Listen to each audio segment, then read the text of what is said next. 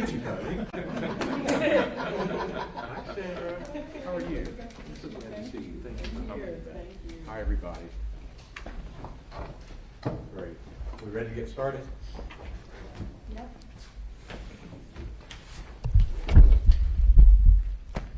Well, good afternoon, everybody.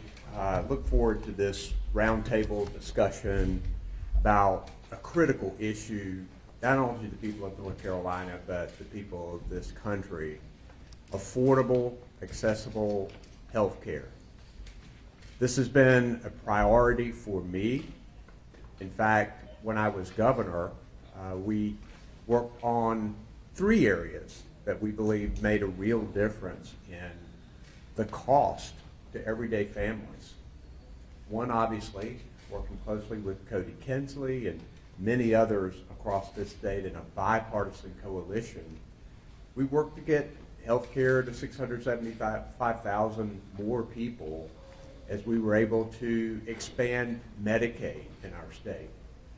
We also knew that a lot of people were able to get health care through the Affordable Care Act, and were able to get federal subsidies to allow them to buy health insurance on the marketplace. So we worked to make sure that navigators were on duty to help people find the best insurance for them and guided them through that process. And we had hundreds of thousands of people get insurance that way.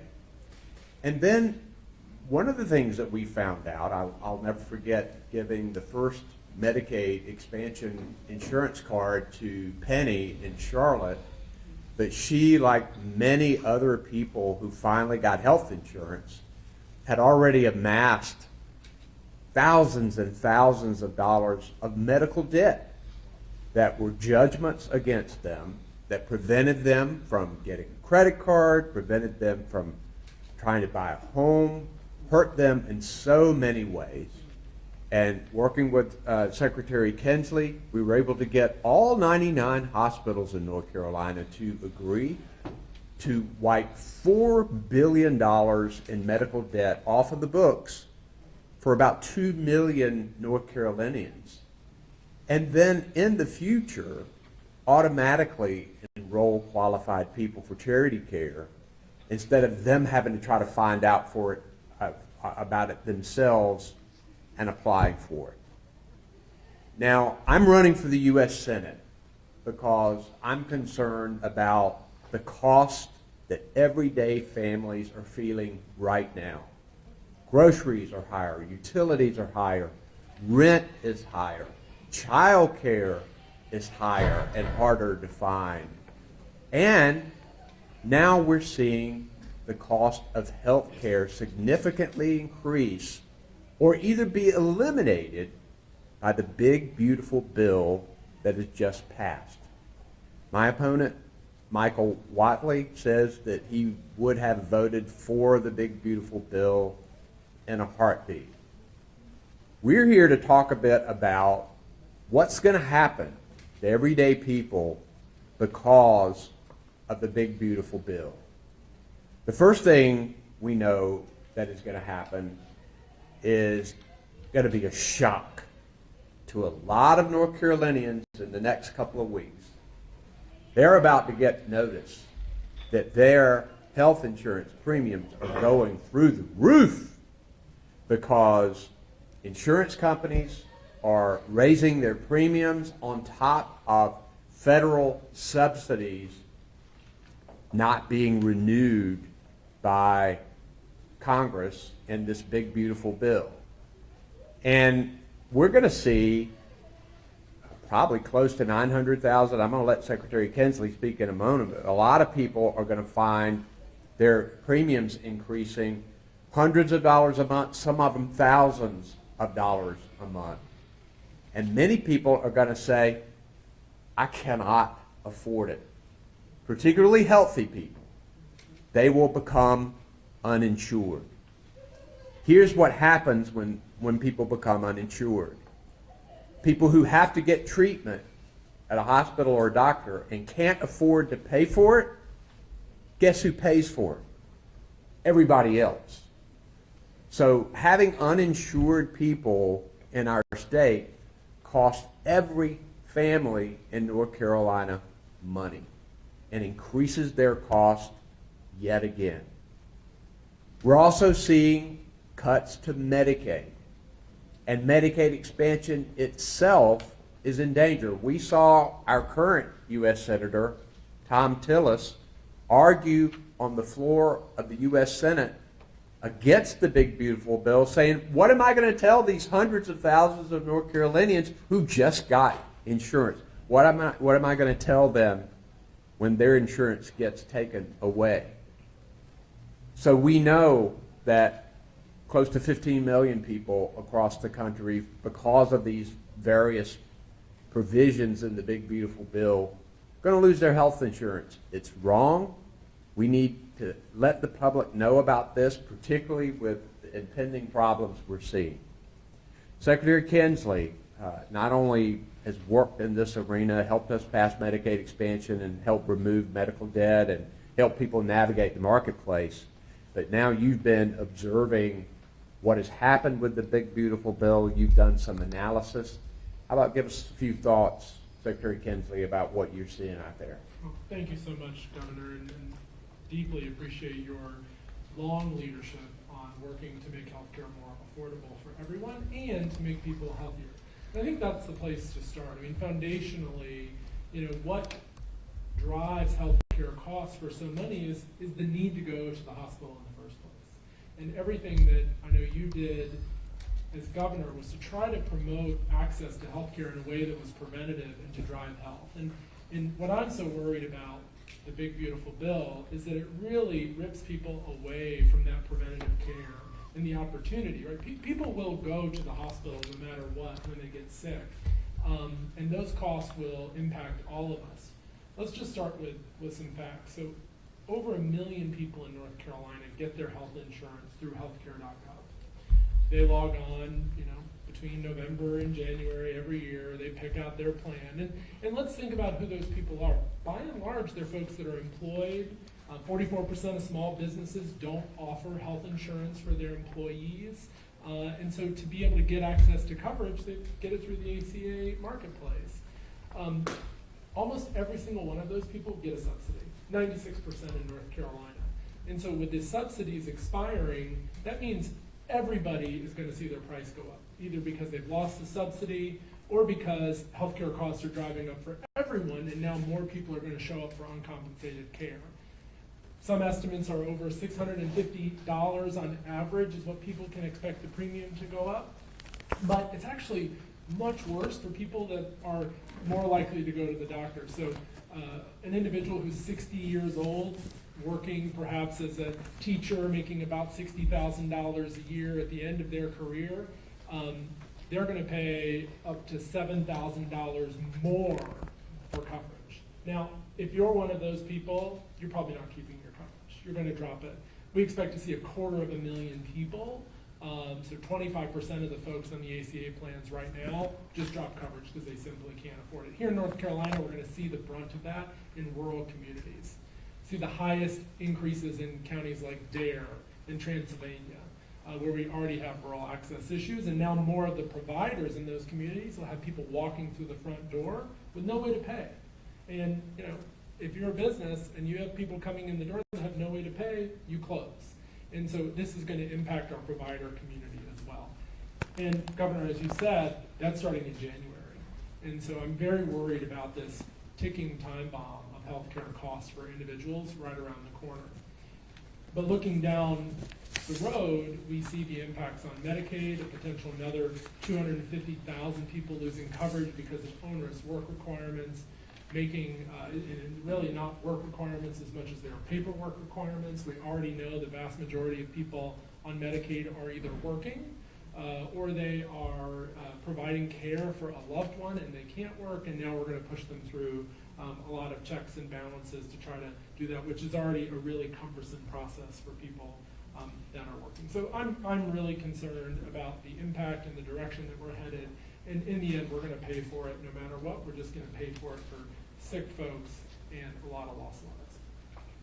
We have with us a family physician today, Dr. Michael Baca-Atlas.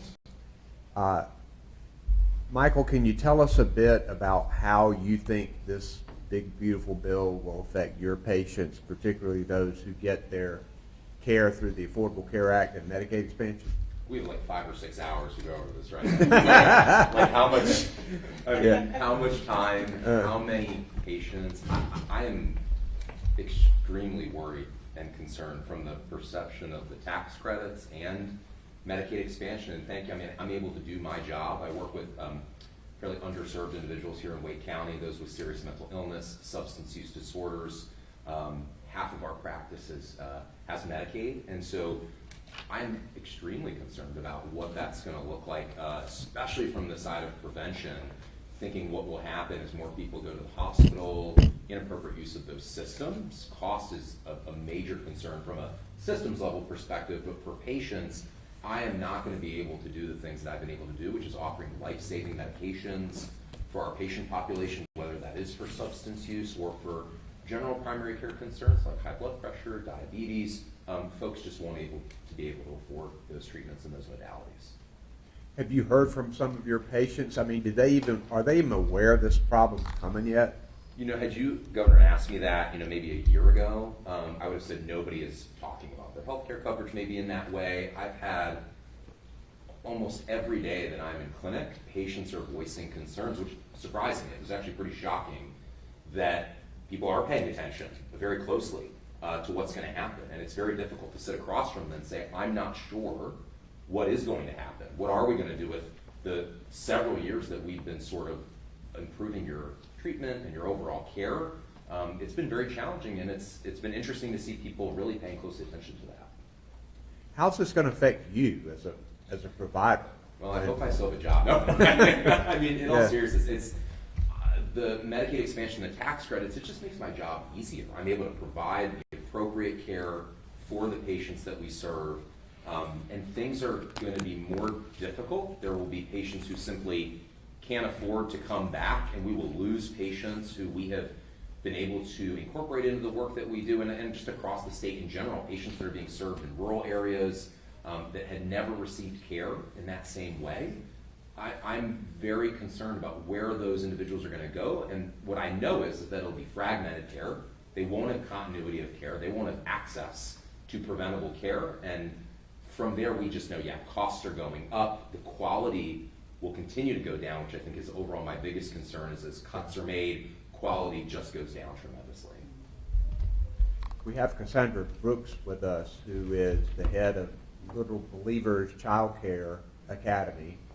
And one thing we know about Medicaid expansion is that it has helped so many small businesses who've not been able to afford to provide health insurance for their workers.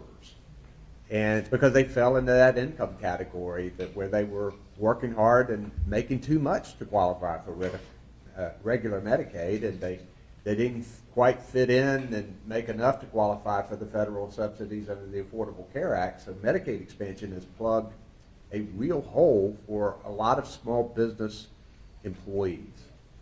What are your concerns, Cassandra, as you see the big, beautiful bill and the potential for people who are on the ACA that you may have as employees, or other businesses of employees and businesses that you've talked to?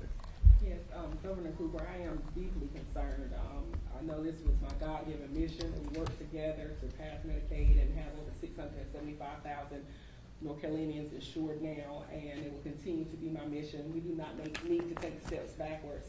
I have a teacher right now who's undergoing a surgery. We're going to call her Miss K. She discovered that she has diabetes, and so she has to get dialysis.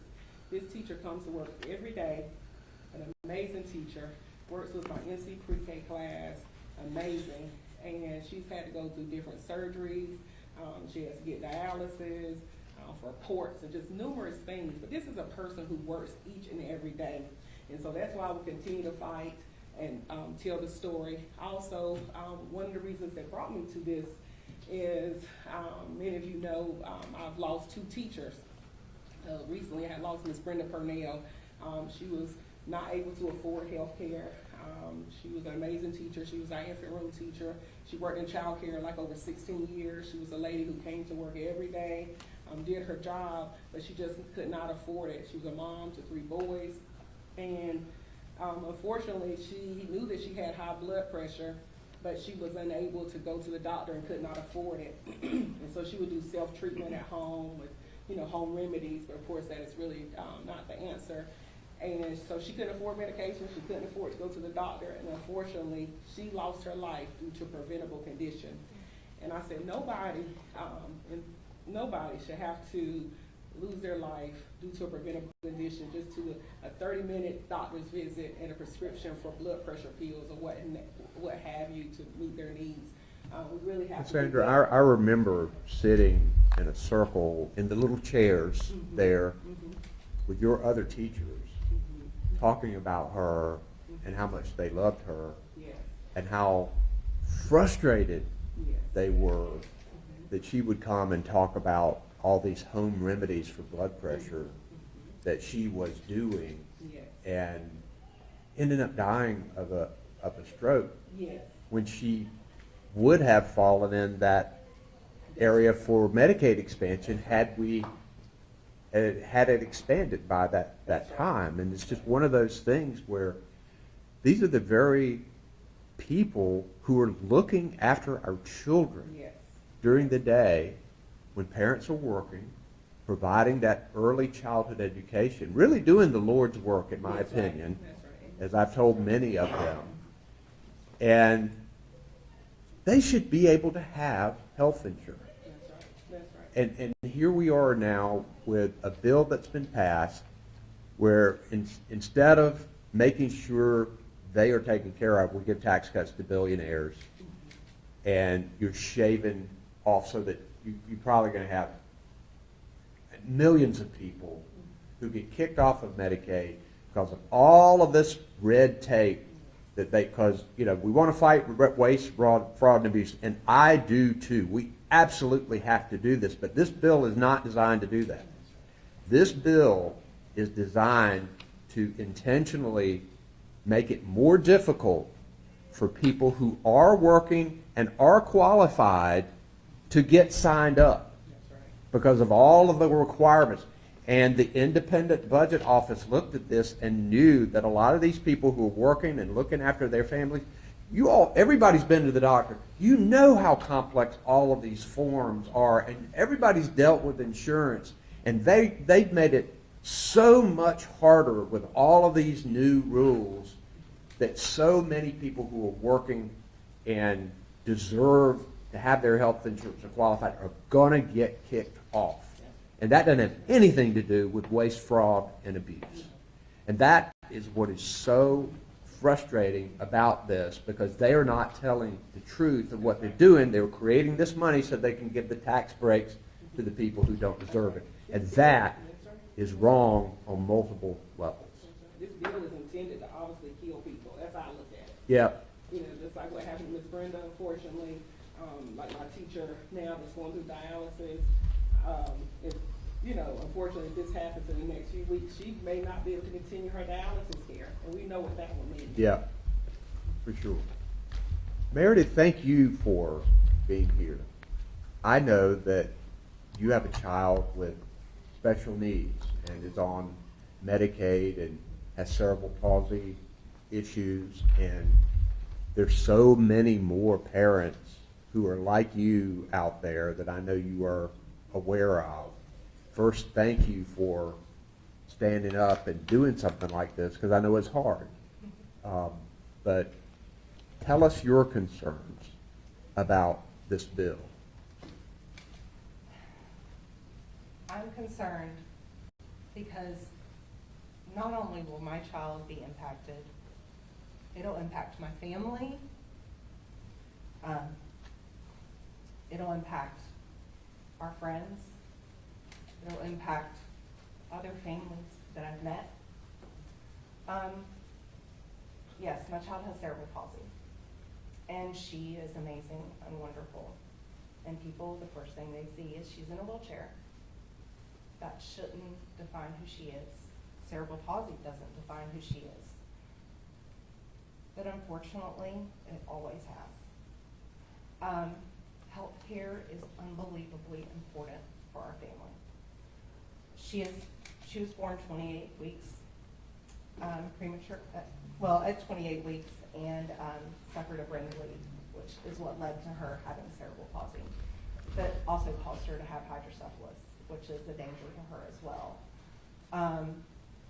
She has had multiple surgeries. She has had to improve her quality of life, also save her life. Just tremendous amounts of needs. She continues to do physical therapy, occupational therapy, and we've actually started having her see a counselor now because of all the stress. I mean, she's 11, but this creates a tremendous amount of stress. She knows what's going on. Oh, here. yes. Vivian is very cognitive, very intelligent. Where her body fails her, her mouth has never failed her. She is just the most remarkable child. And to everybody that meets her, they will tell you one of two things. I love Vivi so much because she makes me laugh. Her laugh makes me laugh. Her smile makes me smile. That's what she does. She really makes everybody smile. She is just remarkable. And she's my middle. And her two sisters just love her to pieces, and they would do anything for her. And I can't imagine seeing her health coverage taken away because myself or my husband, one of us would have to stay home with her. We currently have a caregiver, thanks to Medicaid, that is able to stay with her, take her to appointments. I'm so thankful and grateful for that. And this caregiver is now my friend. She's a part of our family too. So if Medicaid's cut, she's out of job. It just is, it affects so many people, and so many people are being forgotten about and cast off. And that's just, it's not right. Why is healthcare optional? Never thought it should be an option. It's just a right you should have, that all people should have. And we shouldn't have to fight for it, but we do. And I will continue to fight with Vivi, and I will tell you this, Vivian, because she has a voice, and because she is very aware of what is going on, she will speak up, and she is proud to do it at any point in time. You may have answered this question already, but if you could talk to supporters of this bill and supporters of the people who do want to make these cuts in Medicaid that could very well affect you and your family, what would you want them to know? Well, I'll tell you what, I've tried 2 times this summer to talk to supporters of this bill. 2 times. I went to DC. We went prior to the vote in the House of Representatives, and we went prior to the vote, prior to the vote in the Senate, prior to the vote in the House of Representatives. I tried to speak to Tillis. I tried to speak to Bud. They didn't speak to us. They rolled their eyes at us in their office. They wouldn't listen. That's a shame.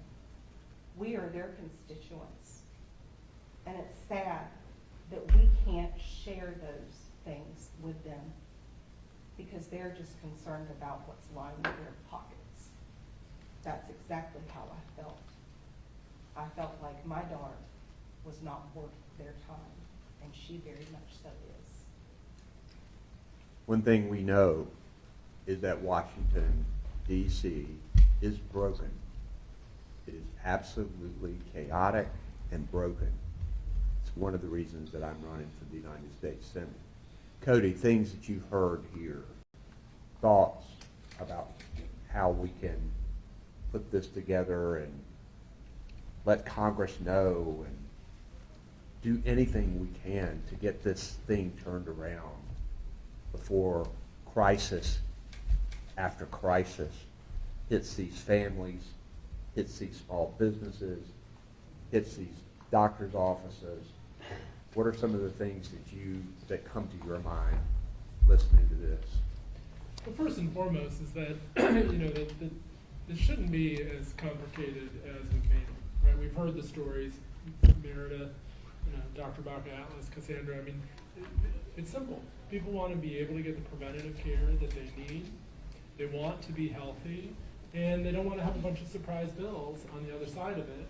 And yet, DC seems to be very confused on how to navigate all that. This country pays more for health care than any other country, and we get worse results for it. And so, the first step is, of course, dealing with these premium tax credits that are about to expire. And we need Congress to act on that imminently. We know that when people fall out of care, and Dr. Baca Atlas outlined this beautifully, it's hard for them to get back into. And so we really don't have time. If those tax credits expire now, trying to get people back onto insurance and back into care, and get their chronic diseases back in control, is going to be very hard for individuals. And so that's really big step one. Big step two is we've got to rethink the goals of these work requirement changes. This is not going to have, any positive impact. We've always thought that work is an important part of life, and we worked hard in North Carolina to make sure, either through our supportive employment program, as we supported people with serious mental illness, as we connected people to care, that work was an important way to support health. Those things go hand in hand. That's why Medicaid expansion worked so well. We wanted to have a healthy workforce so that people could come in and show up for work. That was really important, but work requirements won't do that. That'll actually push us in the wrong direction. It'll end up doing what we seem to be doing so much in healthcare, which is paying more for less. And so I think it goes back to just staying very focused on the simple things. How do we protect people so they don't have surprise bills, they don't have medical debt, how they can go and get the preventative care that they need and it's affordable, and how does that add up to the policy things that we need to see, these tax credits, coverage that's accessible to people, and that's the work that we have to do in these things. Anything else for the good of the order from you guys? Very enlightening. Thank you guys very much for taking your time today to talk about healthcare in North Carolina and how it affects cost to families, how it's affecting people's everyday lives, and how we need to step up so that we make sure we save lives. And Ben, I'll be glad to answer questions. Going to start with on-topic questions.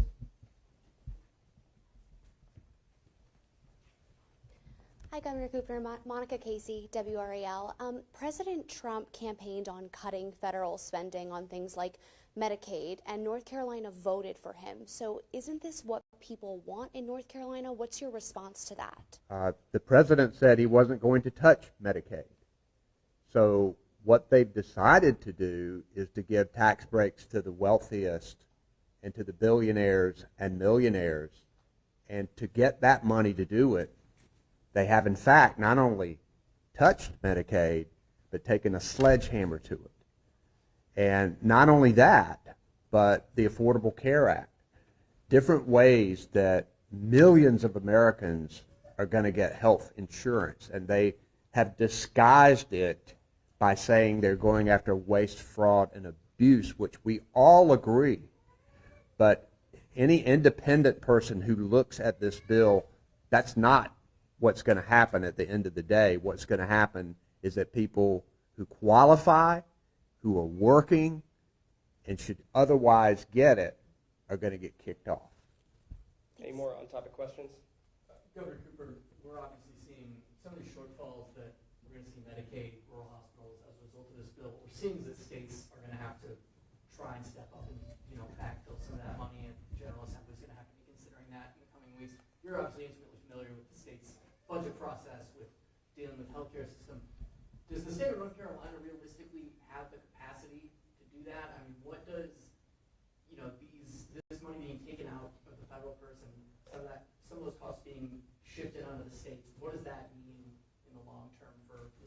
It's the same capacity or analysis that you make with the federal government. Absolutely.